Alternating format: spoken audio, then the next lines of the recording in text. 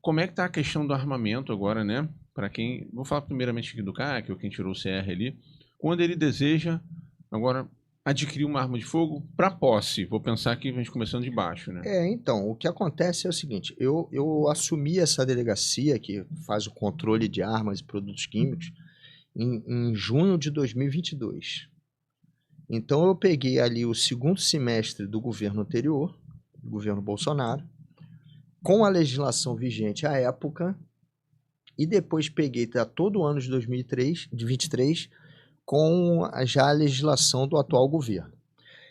É importante que as pessoas entendam que a lei continua sendo a mesma de 2003. A lei não mudou. Essa lei ela teve pouquíssimas alterações na parte de crimes pelo pacote anticrimes. Então, a parte administrativa da lei está intocada. A parte que trata de aquisição e tal, de porte, essa parte está intocada. E o que acontece? Essa lei ela nasce restritiva. Tanto é que ela é apelidada de Estatuto do Desarmamento. Sim.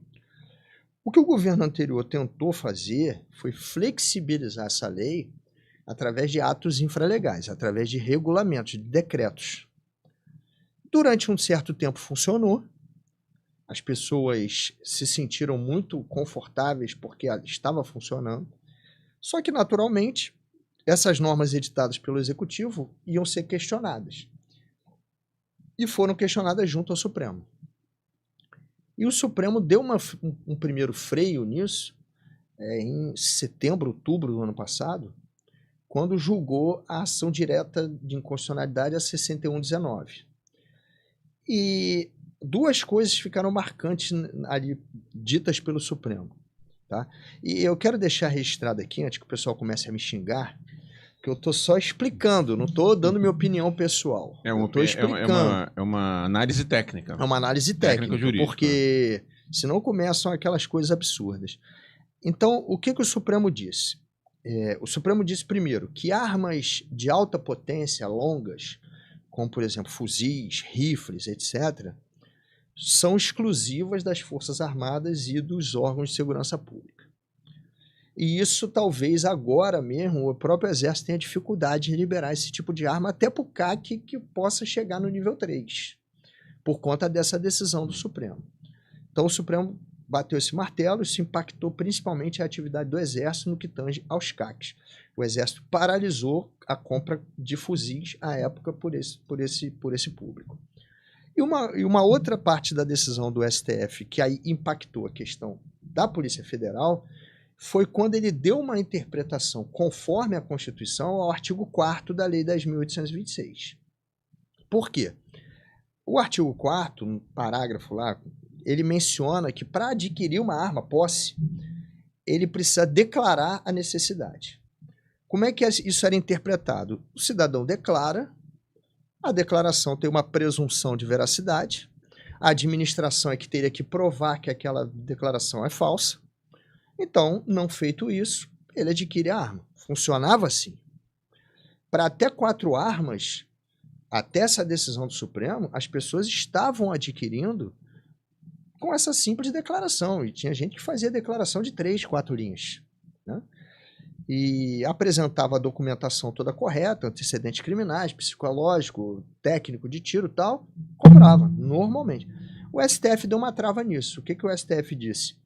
Que onde se lê declarar, deve ser lido comprovar. Entenda-se comprovar. Que a interpretação, de acordo com a Constituição, é que a aquisição de arma de fogo é uma medida excepcional. E que depende de comprovação a necessidade depende de comprovação através de elementos individuais.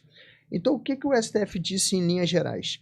Que risco generalizado de segurança pública, assalto... Não é alegação plausível. Não é uma alegação válida para aquisição de arma de fogo. O indivíduo precisa comprovar o risco pessoal dele. Aí muita gente fala, mas essa decisão do STF é contrária à Constituição, o direito à vida está contrária à lei, porque a lei fala declarar e tal, e a lei... o que acontece?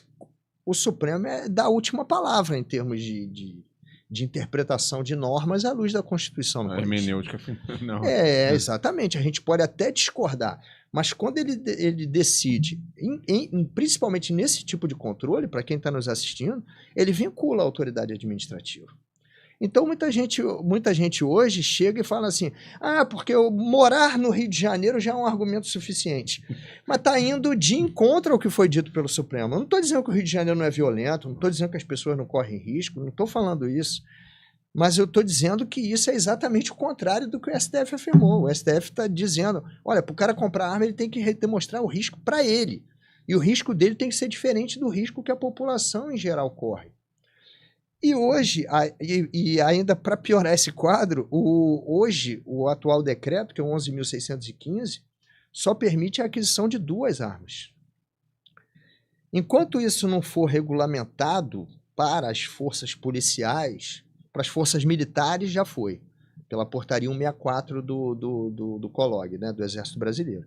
Mas enquanto isso não for regulamentado para as forças policiais, os policiais estão limitados a 2 armas também para adquirir. Tem hoje pessoal alguns que foram meus alunos, estão tomando posse na Polícia Civil. E detalhe, 2 de uso permitido. Isso que eu falo agora. Quero comprar e o cara me manda uma mensagem aqui no direct.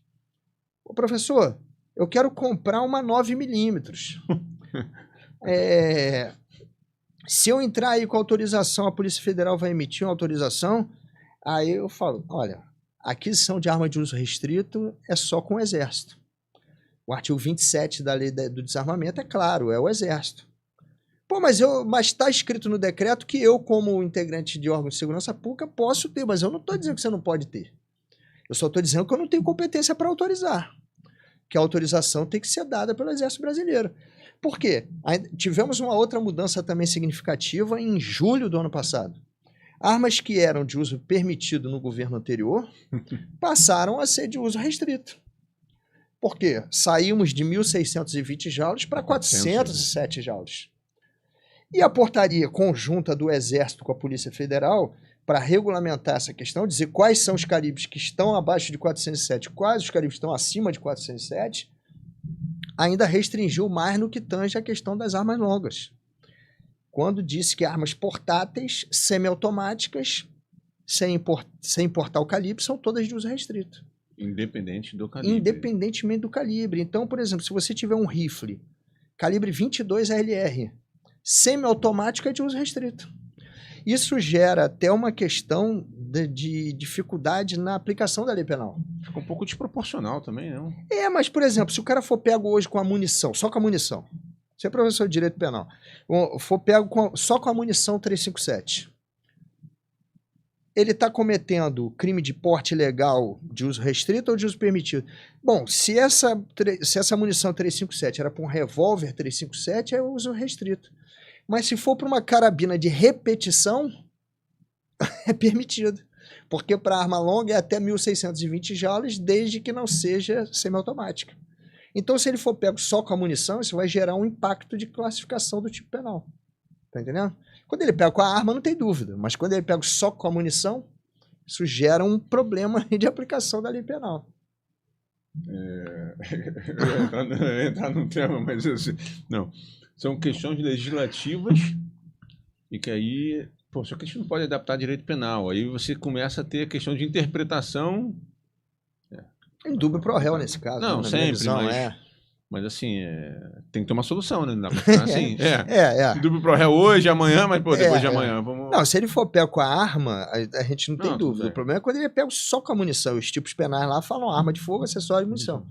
Então, gera um problema sério aqui. Aí vamos lá, o policial hoje em dia, então...